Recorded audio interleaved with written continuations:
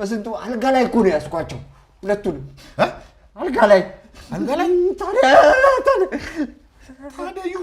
ይሁና አልጋ ለመቼ ነው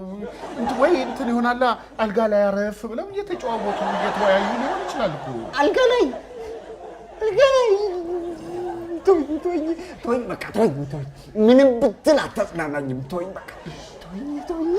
ተወኝ ላልቅስበት ተወኝ እሺ በቃ አታልቅስ አንተ ለምንድን ነው ነገሩን ሰፋ አድርገህ አስበው ምናልባት ሶፋ ላይ አልመቻቸው ብሎ አልጋ ላይ አረፍ ብለው እየተጨዋወቱም ሊሆን ይችላል እኮ ነባ እኔ ብዙ ጊዜ ሶፋ ላይ ስራ ጀምርና ድንገት ሳላስበው ወገቤ